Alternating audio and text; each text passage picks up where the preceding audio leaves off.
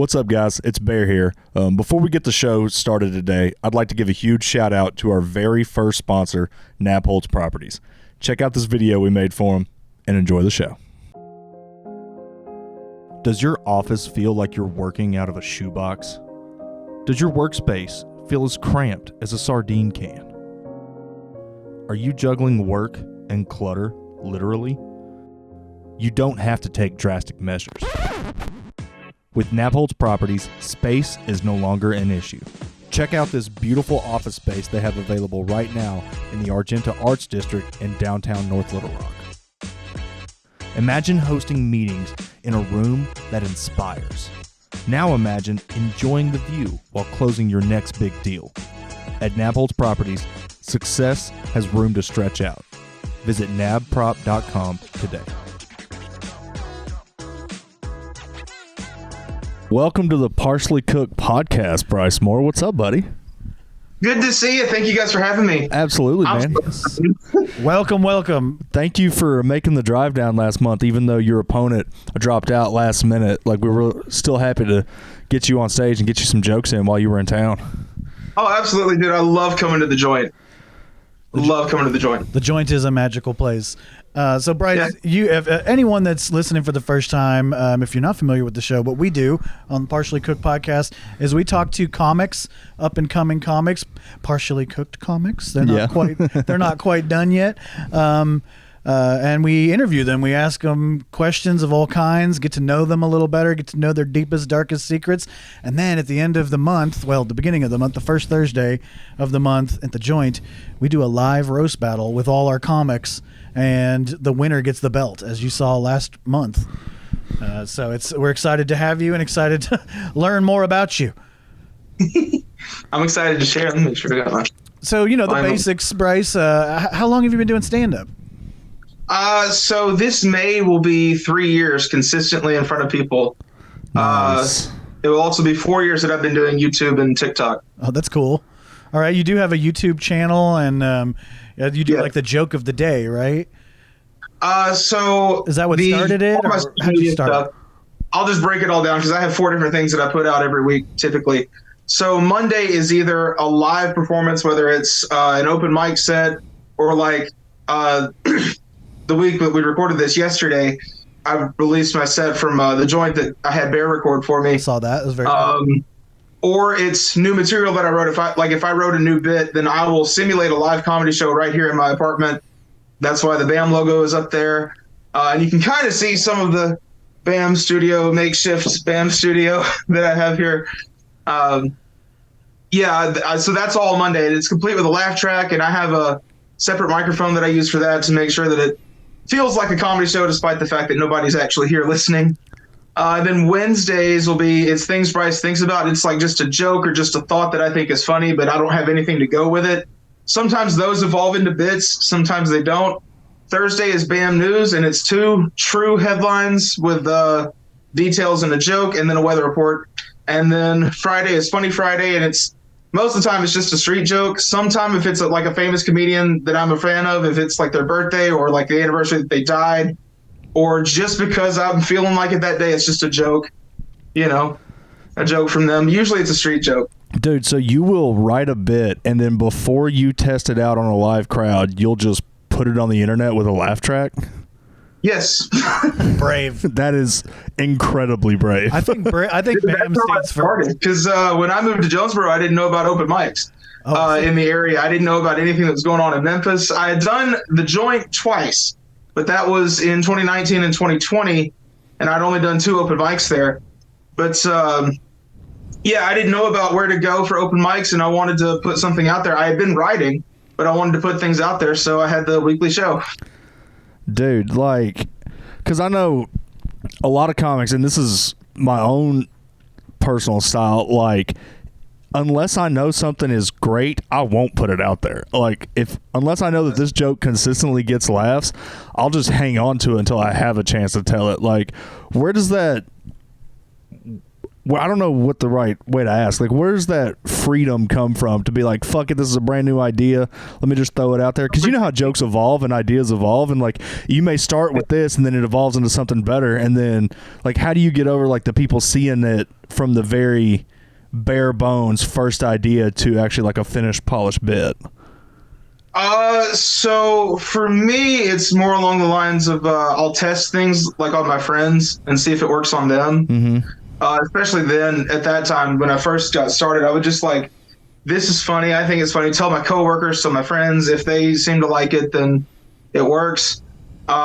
But even then, I mean, that doesn't mean that it works. I've taken it to open mics after putting it out on YouTube and nothing, just absolutely nothing. Need that laugh track. Yeah. No, that freedom comes from necessity, as it turns out for me, because I didn't, like I said, I didn't know where to go for mics, and it was the pandemic then. This was 2021, so we're in the end of the pandemic, but it's still during the pandemic. So I wanted to put something out there, and I put it out there. Fuck yeah, man. Well, like, I commend you on that schedule and that work ethic, like having a scheduled thing that you're putting out, 4 times a week. That's huge, man. I appreciate that. Yeah, and the bravery to put out new stuff. I think BAM stands for brave ass man. Yeah, he came to a roast battle with his initials on his t-shirt. Like that's a brave man. And his family wearing the t-shirt. Well, that's what I like. Your family shows up wearing your merch every show I've seen you on there. Originally, they had shirts that I made myself. And then I know. I've seen them. Yeah. It looks like they were drawn on with crayons. But my mom had some that were made, somebody can screen print them, and so they wear those. Mine is still, this is an iron-on transfer. You can buy the transfers at Walmart. The shirt is from Hobby Lobby, Nice. And I took a fabric pen and put my signature on the back. So. Yeah. Excellent. Well, Bryce, how old are you? Ego problem. How old are you, Bryce? I am 27. 27. Okay.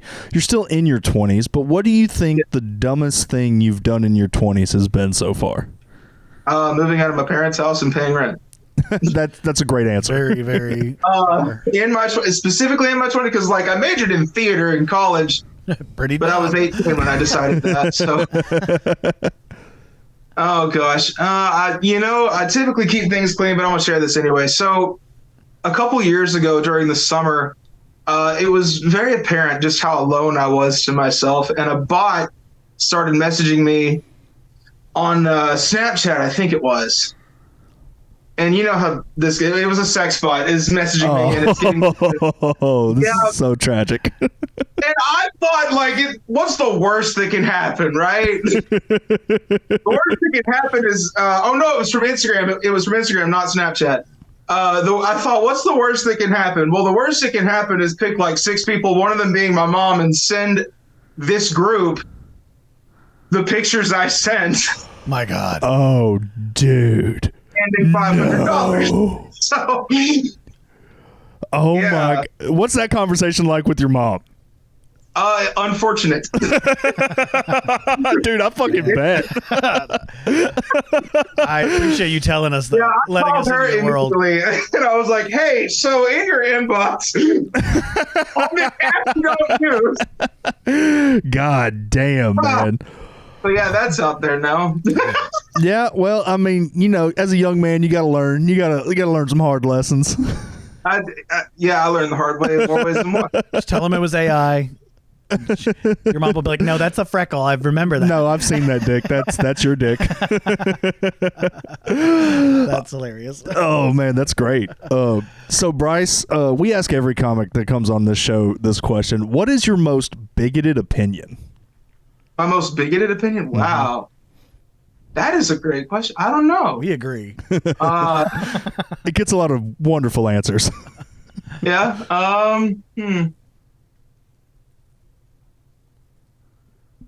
My most bigoted opinion. That is so hard to think about. What's that thing you say in your head in traffic when you get mad? Like when someone cuts you off in traffic. What do you say? What are you saying? What are you wishing at the grocery store would just stop happening? You know what I mean? Like, yeah, what I wish at the grocery store would stop. What's that group of people that just stop doing at the too grocery much? store? Let's see. I think I wish that people would stop bringing children into the grocery store that are not well behaved. That's a good one. That's a good one. I don't want to hear this kid throwing a fit. It's like 6 a.m. on a Saturday because I get up at 5 a.m. for my day job. And so I'm up early on the weekends. So at like 6 o'clock, 7 o'clock in the morning on a Saturday, I'm still not actually awake yet, but I'm at the store, I'm getting my stuff done, and I hear some kid from across the store. What are they even doing there? Take a shotgun. That's a great opinion. I don't know if it's bigoted unless you're talking about Mexican kids. Like, unless a specific group here we're talking about. That's just like just all children. Just misbehaved children need to go. Right. I don't like misbehaved children. My friends who are parents will hate that. Oh, I guess there's another. I don't like parents, despite loving parents. Yeah. What's your beef with parents? Huh? What's your beef with parents? Some of them act like they're doing something so incredible and so holy by raising a kid, and I'm like, you're jacking up housing, and you're out here putting a kid into the world. We're already screwed as it is, and you're going to put another kid into the world knowing we're not getting any better, and say how we need to do better because your kid. And I'm like, dude, you could have kept him crossed. That's not my fault. That's a fair point. I don't like parents. They're so high and mighty. You still Sorry, Bear. You don't like reproduction. Think you're great, but don't act like that. You want the human race to stay just like it is right now. Like, we're good. I want to outlaw reproduction, and then we will eventually all just die off, and everything will be so much better. Right. There'll be the few outlaws that did, bang behind the bushes and get pregnant. So humanity will continue. I think I agree with you here. Let's just outlaw reproduction for like 50 years, and we'll be good. Exactly. I couldn't disagree more. Okay. Bryce, you haven't been doing stand-up super long, but can you think of a time on stage that you just absolutely bombed? Like your biggest bomb? Absolutely. There are a few, but one of them was that this open mic isn't around anymore, and I think the place has been sold, but this is... you did so bad they shut it down. What? I said you did so bad they shut the place down. Yeah, pretty much. This was Black Lodge in Memphis. It's like a video store, but a guy had set up an open mic there. Mm-hmm. And I went and forgot part of my bit that I was working on at the time. And I don't think I've done it since, this one bit. I just kind of scrapped it after that. But I had made some improvements on it and was like, this is going to be great. And it was just terrible. There were things I missed. There was a callback in the end that I forgot to set up. And I didn't realize it until I got there, and I tried it anyway, and of course it didn't work. Yeah. And I was just like, well, and this was at the time in Memphis, there were 2 open mics on Wednesdays. There was that one, and then there was Lamplighter that started at 8:30. Mm-hmm. So I would go and do both of them and then head back to Jonesboro. So I'm already like no confidence whatsoever going to Lamplighter. It's like 5 minutes away. And then bomb at that one and just go home and think about it on the way. A double debate bomb. with comedy. Yeah, that's a rough night because usually after you have a bad set, you're looking forward to that next set so you can kind of get the bomb off of you, get the stank off of you. But when you bomb 2 in a row in the same day, you're like, fuck, now I got to wait a whole week. Yeah. Yeah, I haven't had that bomb and then looking forward to the next one until just probably 6 months ago is when I finally started getting into that headspace. I was at High Tone in Memphis. Their open mic is on Tuesdays. And I absolutely bombed. I pulled just full collapse. They were doing 3 minutes because it's the busiest one in town. Mm-hmm. They were doing 3 minutes, and I did like a minute and a half, and I was like, I'm out. I'm done. And I get off the stage, and I'm like, I'm so upset. I want that back. Yeah. So very next week, I was back in, and I'm like, we're going to just power through what we did. I didn't absolutely kill, but like I did better. Good. Good for you. Good for you keeping it up. There's nothing harder than getting off stage and not having another time to redeem yourself for another week. Because that's all you do. Like as soon as your head hits the pillow, you're thinking about it. As soon as you wake up in the morning, you're thinking about it. You're like, oh, what have I done? And you said you get up at 5 in the morning. What's your day job? So I'm a janitor at A-State in the library. And it kills me that the future of our nation doesn't know how to flush toilets. Oh, you deal with a lot of clogged commodes? Oh, yeah. It's the past. Every day. It's the old people too. Yeah. I worked in retail, and man, the bathrooms at retail places were disturbing. like disturbed. Oh. And one time I caught a fresh one. You know, I catch a fresh mesh, and I know the dude's still in the store. So I go out in the store. This is like, it's Entertain Mart. It was a Hastings, but Entertain Mart bought it. Basically a vintage stock. And so I go out there and I'm like, whoever did this, you need to go to a doctor. You need to see a doctor today. Go rent your stupid movie and go to a doctor right now. Yeah, walk in there. It looks like they were trying to summon a demon or something. Yeah, Got shit in the form of a pentagram. Oh man, the fucking shit monster from whatever. What's that movie where the monsters made of shit in like the 90s? Do you remember that? No, I don't. Oh my God! Someone in the comments posted in the comments, but there's a shit monster. And it's exact. It was like they summoned that and then ate it, and then all that was left was maybe they sexed it up. I don't know. It's disturbing. I feel for you for cleaning bathrooms, being a janitor, dude. The worst one I ever had. I was on the 5th floor of the library at A-State, and I walked in. The smell was just god awful, and I was like, "Dang it! They must have just left it." And I go in and I look at the toilet and I'm like, "Oh God, please no!" This is the only time I've ever prayed for a school shooter to come after me. I will put it this way: it's one thing to remove skid marks from the roundabout, but it's totally different when you got to take out the whole speed bump. Yeah. Oh my God. You know what I'm saying? That's a great analogy. It's hilarious. I almost quit my job that day. I thought about it. Yeah, like there's only so many of those that you can have before you walk in and be like, I'm not cleaning this today. Fuck y'all. Yeah. What is the dumbest purchase you've ever made?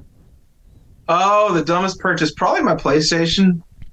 Really, your PlayStation? Oh, okay, that's I bought a PS5 almost 2 years ago, and I bought the 1-year warranty on everything. And I bought the PS5 itself, an extra controller, a charging station, and the Miles Morales Spider-Man game, the Ultimate Edition. So it also had the first game with it. The whole thing was just over $800. Damn. wow. Yeah, haven't played all the Miles Morales game since it came out. Did you just buy the one game and then not finish it and not get any others? I got the Miles Morales Spider-Man game and the first Spider-Man game that came out from Insomniac. I played all of the first one. Excellent game. And then I never finished the Miles Morales game. And then eventually I got the Spider-Man 2 Insomniac game and played it and then didn't finish it. Usually if I'm playing games, I'm usually playing like Madden or Call of Duty. You know, I'll play a few games like that and I'll play the campaign. But usually if I'm gaming, I'm doing like some mindless stuff. I'm just, do you think you didn't, not really following the stories. Do you think you didn't finish the Miles Morales game because he's black? Do you think if Peter Parker was in it more, you would have been more interested? Is this your most I started that when I realized I had the code for the first one, so I switched to the Peter Parker game. So whatever that tells you, man. Fair, but, well, I mean, it does pick up. A lot of stuff picks up from the first one, so that's fair. You know, you don't know what if you play Miles Morales without playing the first Spider-Man, then you're kind of in the dark. No, bad use of words. It's a different story. It's a different right. But those are excellent games. I also think it's hilarious you bought an extra controller with a single player game. Just in case someone wants to hold it. That's pretty much, yeah. All these people here with me that that's funny. Bryce, what is the cringiest thing you've ever done to get somebody to notice you? To get somebody to notice me? Yeah. I told a girl at GameStop that I do comedy. She's a friend of mine. Actually, it's Bailey that you guys wanted to have on last month. I had gone to GameStop and she was working there, and I invited her to a show. And there was an open mic after the show. I was going to do the open mic. I wasn't getting booked yet. This was still year one, young, green, bam. And so I invited her to this show. And she says that she's closing the store that night. She can't make it. And I said, well, what about just if you come to the open mic? It starts at like 10, I think is what it was, something like that. And she said, yeah, I can probably make that. And I said, cool, I'll be going up. And she's like, what? And I was like, yeah, I do stand-up comedy. And then she said that she wanted to get into stand-up comedy. So I was like, well, I'm your guy. Let's go. And then 2 years later, she started doing stand-up comedy.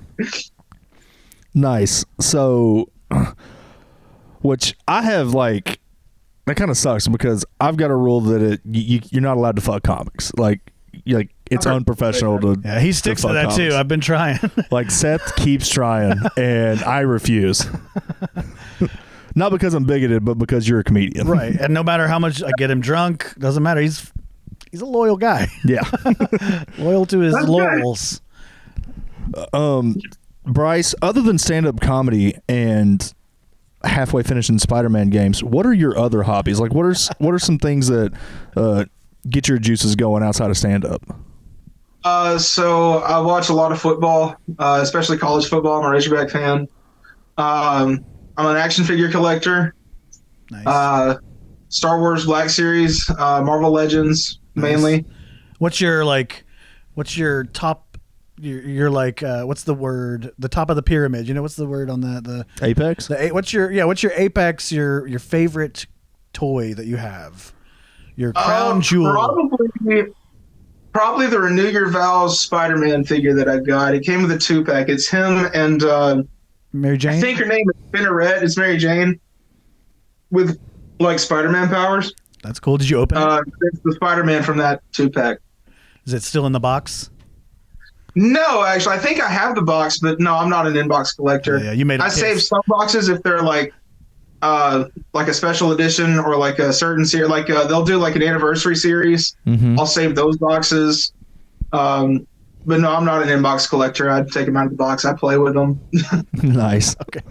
Yeah. Hell yeah. I got a lot of Black Series. Mine is my crown jewel is I've got the prototype Boba Fett 6-inch. Ooh, He's in the nice. white armor. Love it. I kiss it every day. Nice. I took it out of the box so I could kiss it. So I understand you. I understand. Bryce, in high school, or just when you were younger, it doesn't have to be high school, what did you get roasted for or made fun of the most? Being fat. Being fat, that's it? Yeah. Yeah, I mean, I was the fat kid growing up. That's pretty much. Oh well, now there's one. This is something that happened. I called the cops on my brother once. What? Because I thought he was a home invader. Okay, tell us that story. Okay, so this is like a 10-minute long story, so I'm just trying to keep it short. But it is on my YouTube channel. It's called A Night with the Police. I don't know what number the Bandwidth Comedy was, but yeah. Anyway, so I had been in Magical Feast in choir, and it was tradition that the Magical Choir would go out to eat at Wingstop, which is like just around the corner from the Pine Bluff Country Club, where we would perform. So after the last show, which we did a Friday night and a Saturday night, after the Saturday night show, we'd go out to eat at Wingstop, and then everybody went home. Well, my parents were part of the choir parents, and they were cleaning up the country club, and I just abandoned them and went with my friends and hung out and ate and all that. And then as I was leaving, I texted my mom and said, "Hey, I'm headed home," because I didn't know if they were done or not. It's about 11 o'clock at night. And then I get home, it's about 11:30, and my mom texts me that she's still cleaning up. She and my dad are still cleaning up. And I said, well, do you want me to come back? I can come back. It's not a big deal. And so I'm going on in to put my costume up. Mm-hmm. And I get inside, and both locks are locked. There's the bolts and the knob are both locked. Mm-hmm. That's a little odd. Nobody usually does that when they leave. Both dogs are in the house. Some of the lights are on. There are Christmas lights on and the TV's on. And the last two people that had been there were my dad and my brother. And I was like, what kind of hurry were they in that they didn't let the dogs out? They didn't turn off anything, So I'm just like, that's a little odd. That's kind of weird. So I go on and I get to the dining room, and the dining room, the way it's set up, you can see into the living room from there. And I set my costume down, and I'm going to hang my keys up. And I notice out of the corner of my eye, there's somebody laying on the couch dressed in nice clothes, looks like he's got a balding spot on the back of his head, laying face down, and he's not moving. So I'm just like, wait a minute, nobody's supposed to be here. So I summon all of my courage and I yell at the guy, and I'm like, hello! And he didn't budge, and I didn't stick around to find out, so I took off running. And on the way through the kitchen, I was thinking, I'm going to lock the door, because Bryce logic kicks in real quick, right? Bryce logic goes, he's probably drunk, wandered into the house, passed out, and won't be smart enough if he woke up to open this door to come outside and kill me if I lock it. So you locked yourself out of the house. I locked myself out of the house with my keys in my hand. With my keys in my hand, I'm running down the driveway past the working truck. Running down the driveway, it's like 11:30 night, middle of the night. I'm dressed in black jeans, black shoes, and a black Kiss t-shirt. And it dawns on me when I get to the end of the driveway, like, wait a minute, there's potentially a dead body on the inside of that house, and I'm running away from the house. This doesn't look good. So I'm thinking, well, I've got a phone. I can call somebody. And I'm like, I can't call my parents. They're a half hour away. I can't call my cousin Tammy. She's an hour away. I can't call any of my friends. They're going to laugh and wish me luck. So I call 911. And I'm walking down Meredith Street is the street that I was on. I'm walking down Meredith Street going, the way it's set up, there's like the streets here, and then there's Flag Street that it connects with, and our driveway is on the intersection. Mm-hmm. Right? So I cross the street, and then there's like an island of houses. Flag goes over there. Nancy's down on the other end. And I'm walking down Meredith Street in this little center. It's like a NASCAR infield, kind of. I'm walking down that because one of my friends lives on this street. And so I'm walking toward his house. His name is CJ. So I'm on the phone with 911, and I'm telling them my address. And she's like, sir, I don't understand you. And I'm like, oh, my God, are you on the guy's side trying to get me killed? Freaking out. I'm 18 years old at this point, freaking out. And so I'm walking down, and I eventually get her to realize what my address is. And I said, I'm going to a friend's house who lives on the street. He's nearby, and I'll just meet the cops when they get here. And she's like, sir, you're going to need to be at the house when police arrive. And I'm like, no, I'm not going back up there. I don't know who this person is. I'm not going to just sit there and wait for him. You know, so I knock on CJ's door, and he won't come to the door, and I don't blame him. It's 11:30 at night. Knock on the door. I wouldn't come to the door either. So I'm waiting in this little carport, kind of out of sight from my parents' house, and two police cars come speeding down Meredith Street, and then they're out there next to my mailbox that has the number written on it, mm-hmm. shining flashlights around, and I'm walking toward them, and they're like, "What house is it?" And I'm like, maybe the one that says 510, like I said. And then they start going up, and they head toward the door. And I said, wait, I locked the door. Can you guys like just bust in, or do I need to unlock it? And one officer has his pistol drawn. He's like, you locked the door? And I said, yeah. I said, yeah, excuse me. He points with his gun. He says, unlock the door. And I said, okay, fine. So I'm unlocking the door. And you guys remember that movie, Batman Begins? Yeah, of course. Okay. You know, there's a point in that movie where somebody's opening like a storage building, and there's like illegal stuff on the inside, and there's cops standing there, and he gets the door open, and the cop shoots and kills him mm-hmm. with a nice shiny black pistol. That's exactly what I'm thinking about with this cop standing here with his nice shiny black pistol. So I get the door open, and suddenly I'm like their commander, right? And I'm like, go, go, go. Two cops go in, and it's one male officer, one female officer. Female officer comes back out, and she says, he says he's your brother. I said, no, this dude's like 50 plus. My oldest parent at the time was 49. Yeah. I don't even have an older brother. Math kicked in before common sense did. And she goes back in for a second and then comes back out, and she's like, it's a young boy. What? Why did you think he had a bald spot? It's the way the light hit his head. To me, I swear it looked like a bald spot. So she tells me to come in and talk to him, and I'm like, I really don't want to. So I go in, and I'm like, this is it. I'm going to die. I've made my peace with God. I am going to die. So I go in, and my brother's sitting right there. He had been playing on his DS, and he had his earbuds in. He didn't hear me come in. Wow. He didn't hear you scream, hey? He didn't hear anything. Damn. Oh, so the cops thought you were real dumb. What was he playing on his DS that had like constant sound? I don't know what he was playing. You'd have to ask him that one. Damn. How old was your brother at the time? You what? How old was your brother at the time? Let's see. I was 18, so he was 13 or 14. So this is a child. This is a child on the couch. Yeah. He's still wearing his dress clothes and all that. And he told me later that the cop had like stormed in, had his pistol drawn and all that. And the cop said, "Do you live here?" And my brother, I don't know if y'all have met my brother, but my brother doesn't care. He's just like, "Yeah, you don't." And I'm like, you said that to an armed police officer? Oh man, that's a great story. That is a great story. God, I bet you felt dumb as shit. I was really upset that entire night. I love how, like, if a home invader broke into your home, if it was a 13-year-old, you're like, fuck it, it's your house now. I'm out. Like, I'm just gone. Enjoy this. Fuck defending my castle. I'm getting the hell out of here.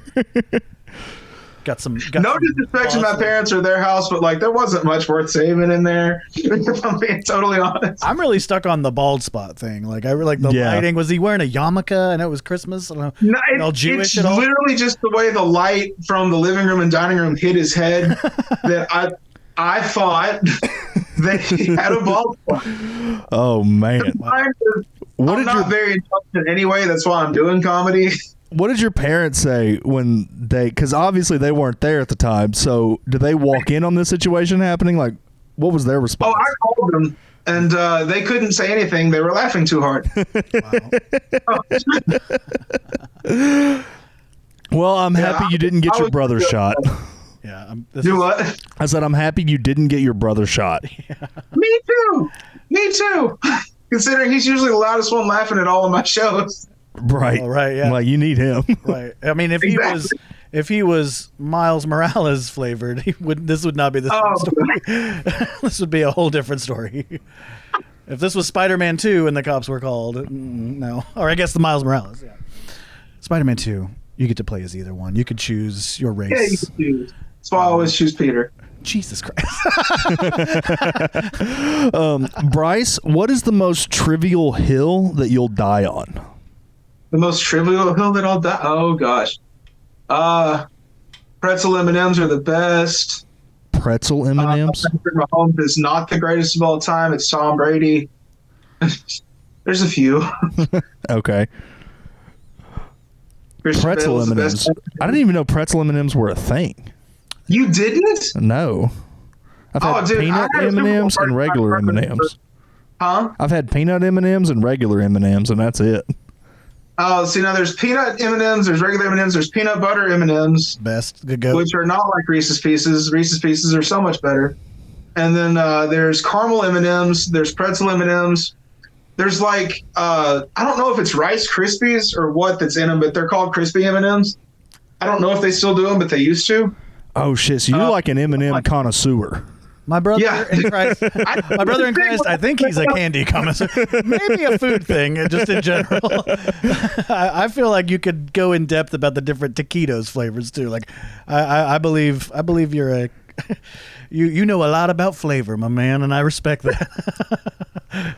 Another question we like to ask is, what is a conspiracy theory that you low-key believe? A conspiracy theory that I low-key believe. The Chiefs are rigging everything in the NFL, almost. You really believe that? I kind of did for a while, basically until this Super Bowl. Yes, I kind of believed it because it was every call. It was every single call. The Chiefs got the benefit of the doubt. And it's like, really? Just... Like, Brady got calls. Brady did get calls, but he didn't get every call. I watched what was supposed to be his last game. He got hit in the helmet. His lip was bleeding. It was obvious he got hit in the helmet. That's supposed to be a roughing the passer, 15 yards. He didn't get that call. Mahomes gets that call every time almost. So, well, he didn't get it on Sunday. No, he didn't get it on Sunday. He didn't get it on Sunday. I'm so happy. So you hate the Chiefs? I hate the Chiefs now. I was all for the Chiefs 2 years ago when they played the Eagles. I was for the Chiefs when they played the 49ers the first time. Mm-hmm. That was my senior year in college. That was 2019, 2020. I was all for the Chiefs that time. Or well, yeah, that's when it was.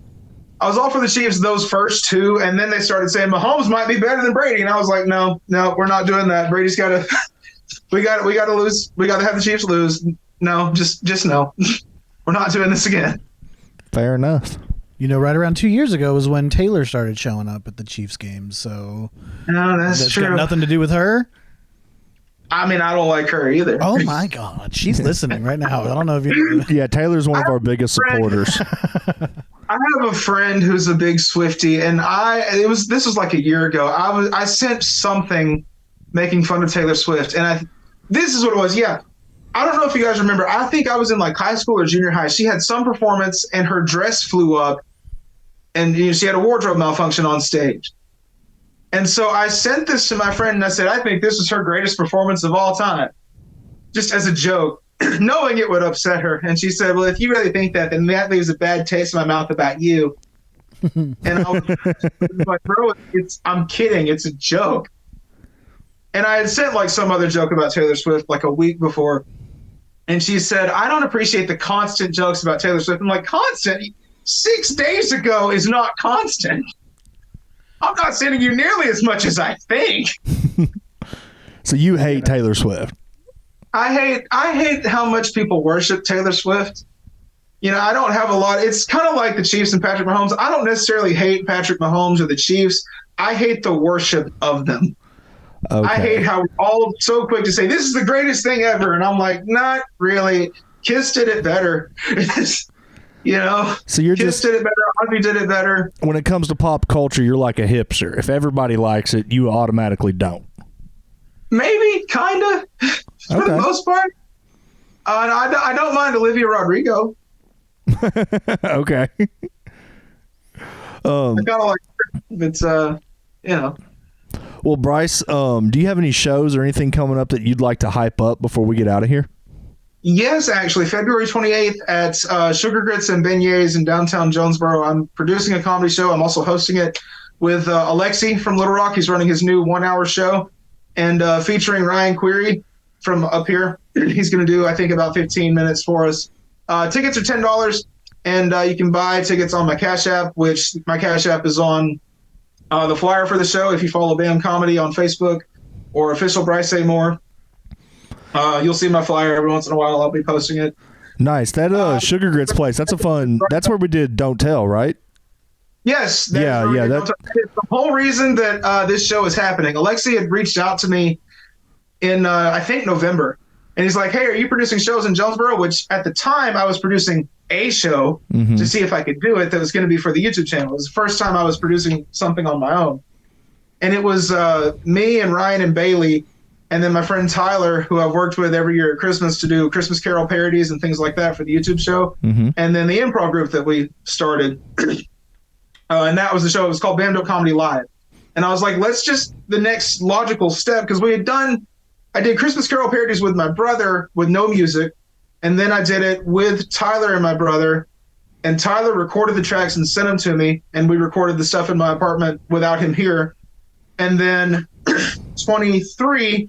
Tyler was here in my apartment. We recorded everything essentially live in my apartment. He's playing guitar and Morgan and I are singing. And then 2024, next logical step, let's do all this in front of people. So that's what that was. So Alexi's like, hey, are you producing shows in Jonesboro? And I'm like, I'm producing this one.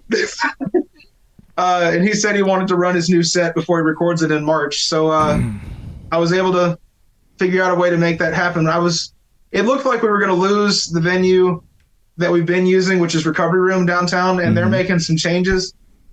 And so I'm waiting for further details for what those changes are going to be and how it's all going to work.